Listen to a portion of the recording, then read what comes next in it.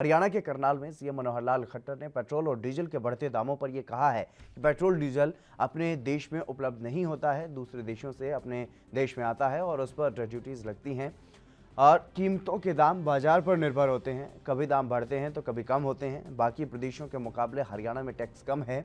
बता दें कि सीएम ने आज करलेख पर विकास कार्यों को लेकर के मीटिंग की और जिसमें किसान आंदोलन को लेकर के क्या कुछ उन्होंने कहा है वो भी आपको सुनवाते हैं।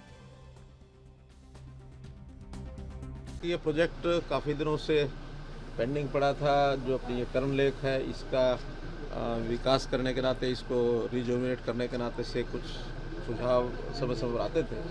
तो एक मोटा प्रारूप हमारे अर्बन लोकल बॉडीज़ के सेक्रेटरी श्री एस.एन. राय और टूरिज़्म के हमारे सेक्रेटरी हैं डी सिन्हा, उनके साथ यहाँ के डिस्ट्रिक्ट एडमिनिस्ट्रेशन ने मिलकर के एक प्लान यहाँ का बनाया है और उस प्लान में उसी का आज एक प्रकार से डेमोन्स्ट्रेशन था।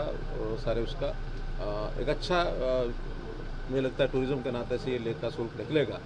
लगभग 7 करोड़ रुपए का खर्च ये बताया गया है। तो इसमें जो भी टूरिस्ट इस नाते से, चाहे करनाल के हों, करनाल से बाहर के हों, हाईवे के लोग हों, उनके लिए अट्रैक्शन कुछ बने, उसके कुछ प्रपोजल बनाए हैं। एक साइकिल ट्रैक बनेगा, एक 2 फाउंटेन अंदर लगने की बात है, पानी लगातार इसमें बना रहे, चाहे जेलन से ये जो हमारी WJC नहर से, क्योंकि इसमें पानी साल भर चलता नहीं है, और जो बाकी समय रहेगा तो ऑगमेंटेशन कैनाल से भी इसमें पानी जो है लगातार सप्लाई होता रहे।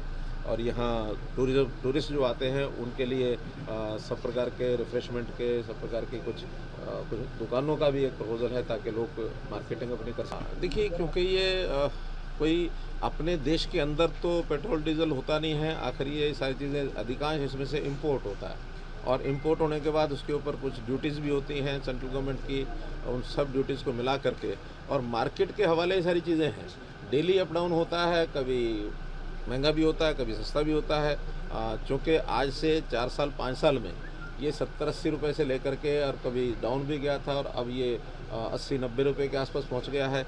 तो ये 10-15% का एक पिछले 4-5 साल के अंदर ही उछाल आया है कुल मिलाकर। अब ये देखा जाए तो ओवरऑल कोई बहुत ज़्यादा नहीं है, फिर भी हर जो पैसा जेब से किसी से निकलता है, आखिर हमारी भी इच्छा होती है कि ना निकले, कम रहे, तो उसके ऊपर नज़र तो रहती है सरकारों की। फिर भी सरकार का जो रेवेन्यू होता है वो रेवेन्यू अगर किसी भी चीज़ में से लिया जाता है वो जनता के हित में ही आता है काम। अगर इसमें से मानो रेवेन्यू कल को वैट अथवा एक्साइज ड्यूटी कम की जाती है, थोड़ा सस्ता होता है, तो वो पैसा जनता के जो काम आने वाला है वो काम नहीं आएगा। तो ये सारी चीज़ें संतुलन बैठाने के लिए केंद्र सरकार हमेशा इसके ऊपर नज़र रखती है और ये जो कि केंद्रीय नीति से ही सारा चलता है।